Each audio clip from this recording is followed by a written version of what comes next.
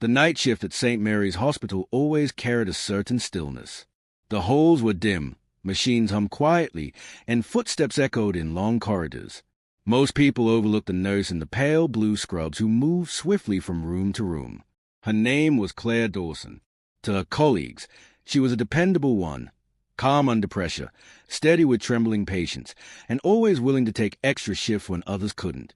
To everyone else, she was just a nurse, ordinary, replaceable, invisible in the way people often see medical staff, a uniform, not a person. But if someone had lingered longer, they might have noticed the way her eyes scanned more than vital signs. Claire paid attention to every flicker of shadow, every unfamiliar face passing through the ER doors. Her ears tuned in not only to heart monitors, but to conversations whispered in waiting rooms. She wasn't always like this. Once upon a time, she had been a different kind of professional, one trained to notice danger before anyone else. She had promised herself those days were over. The hospital, with its tired patients and endless paperwork, was her escape. Hey, she could be ordinary. That illusion shattered the night a man was wheeled in with blood soaking through his shirt. He wasn't just another late-night emergency. His tattoos, partially hidden beneath gauze, told Claire a story no one else in the room recognized. The symbol inked across his collarbone belonged to a violent syndicate she thought she had left behind years ago. As doctors rushed to stabilize him, Claire's pulse quickened. She kept her face calm, her hands steady, but inside her mind was racing. If he was here, others would follow, and if others followed, the quiet life she had built was about to collapse. Claire Dawson was no ordinary nurse. And before the night was over, everyone in that hospital would find out exactly who she really was. The patient's gurney rattled as orderlies rushed him down the hall toward the trauma bay. Doctors barked instructions, for lines dangled, and the air was thick with urgency. Claire walked alongside, keeping her steps measured, her face composed. Inside, though, she was sorting through possibilities. The syndicate. She hadn't heard that name in almost 6 years. Back then, she was Agent Claire Dawson, Special Operations, Deep Cover, the one they sent when subtlety was required. Her career ended the night her final mission went wrong. 2 partners dead, a city block in flames. She had walked away with scars and a vow, never again. But here he was, a lieutenant, if she remembered the markings correctly, a man who shouldn't have been anywhere near this quiet Midwestern town. Claire positioned herself near the trauma room, pretending to double-check supplies. Her eyes scanned the entrance. Hospitals were easy targets, open doors, constant traffic. If the man on the table was important enough, someone would come looking for him, maybe to rescue him, maybe to silence him. Minutes later, a disturbance broke the calm. 2 men entered through the ER doors, dressed like ordinary visitors, carrying nothing but worried expressions. To most staff, they looked harmless. To Claire, their stance gave them away. The stiffness in their shoulders, the way their eyes darted across exit before focusing on the desk. Her stomach tightened. They were here for him. Claire moved quickly, intercepting a fellow nurse who was about to greet them. "I'll handle this," she whispered, forcing a smile as she approached the men. "Evening," she said, keeping her voice light. "Can I help you find someone?" The taller man offered a polite nod. "Our brother. He was brought in tonight. We just wanted to check on him." Claire's mind raced. Lie, stall, redirect. Old instinct whispered back like ghosts she thought she'd buried. "Visitors aren't allowed yet," she said smoothly. "But if you give me his name, I'll see what I can do." The men exchanged a glance, brief but telling. They weren't here as family. They were here as wolves. And Claire knew the hunt had just begun. Claire dragged the unconscious man deeper into the closet, tying his wrists with surgical tape from her pocket. Her movements were quick, efficient, the kind of motions muscle memory performed without thought.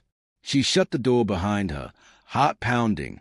Back in the hallway, voices carried, low, deliberate, and moving closer. She pressed herself against the wall, peering around the corner. 2 more syndicate operatives in dark jackets walked side by side, scanning each door they passed. Their steps weren't hurried. They were hunting. Claire slipped into the shadows, her mind racing. She needed to get word to the staff, evacuate the patients before chaos erupted.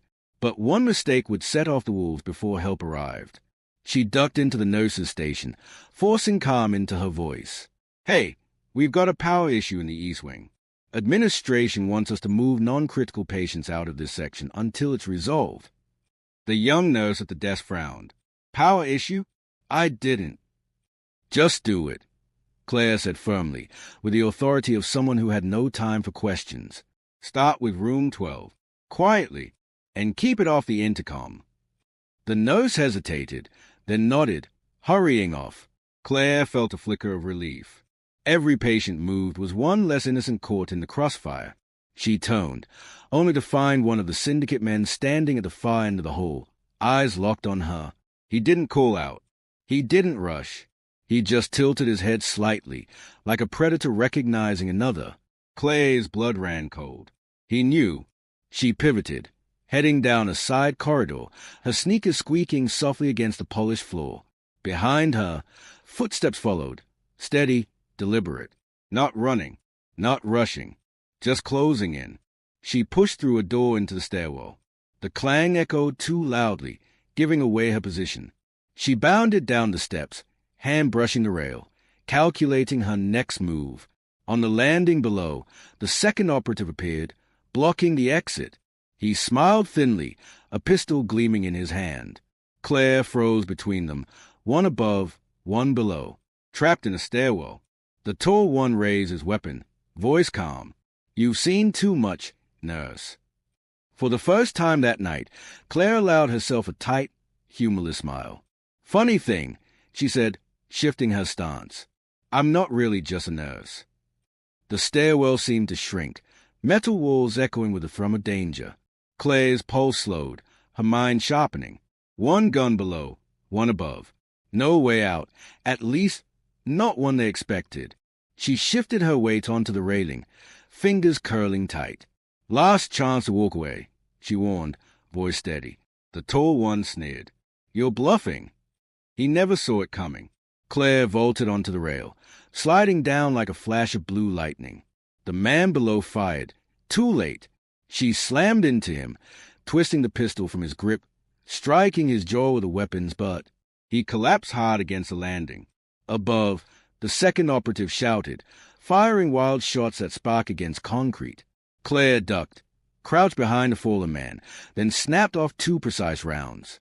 The gunman jerked back, weapon clattering down the stairs as he fell unconscious against the wall. The stairwell rang with silence. Claire exhaled, chest heaving, weapon steady in her grip. She knew it wasn't over. Somewhere in the hospital, more were waiting. And worse, the lieutenant still lay in the trauma bay, the key to whatever operation had brought them here. Claire raced back up the stairs, slipping into the ER corridor just as sirens wailed in the distance.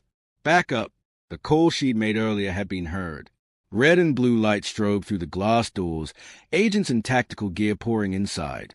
Her former handler appeared at the front, older, grayer, but unmistakably him.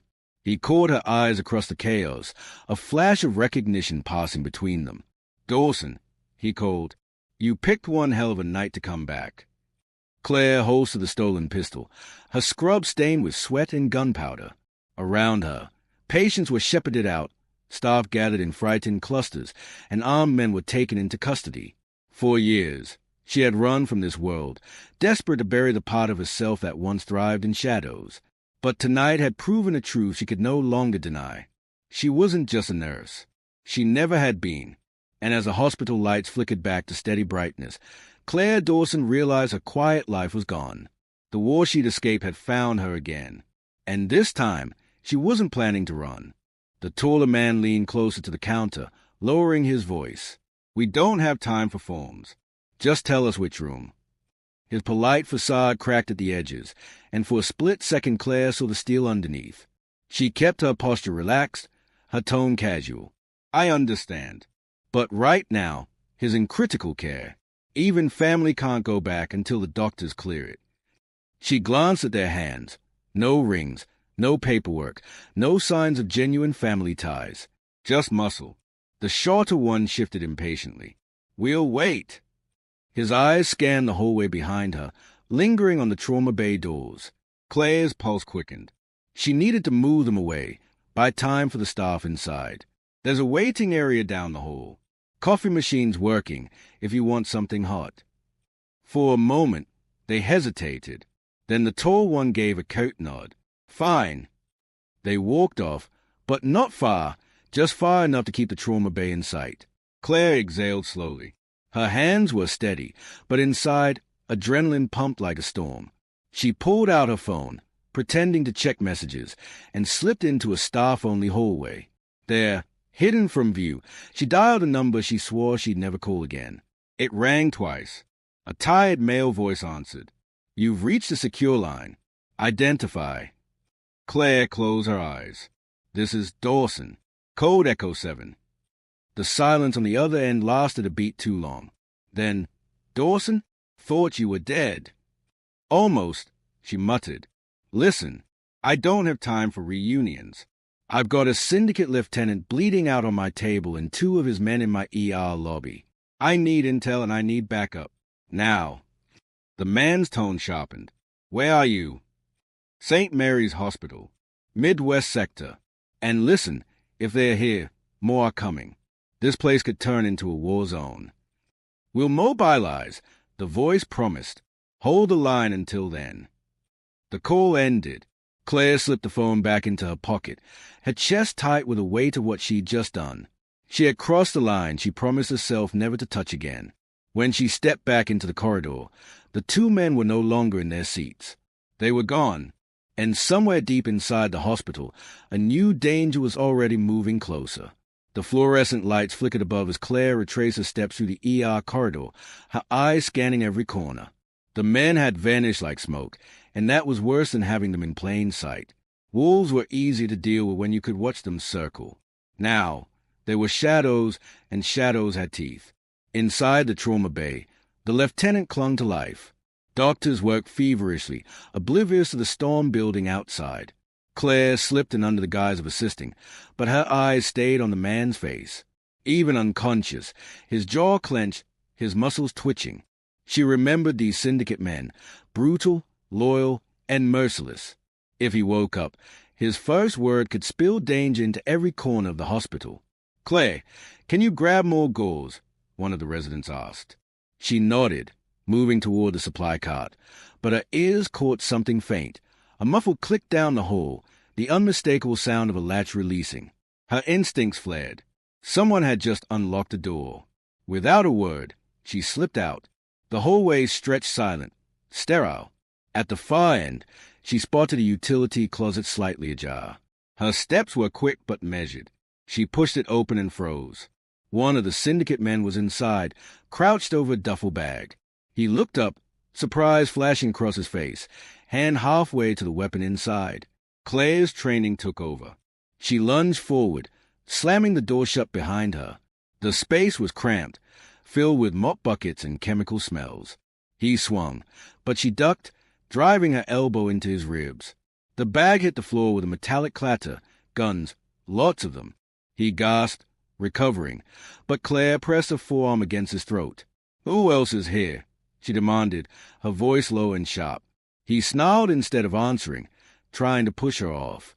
His strength was raw, but her leverage was better. A quick twist, a strike to the temple, and he crumpled against the shelves. Claire stood over him, breathing hard, staring at the open duffel. Assault rifles, silencers, enough ammunition to turn a hospital into a battlefield. And this was only one bag. Her stomach dropped. This wasn't a simple retrieval mission. It was an invasion.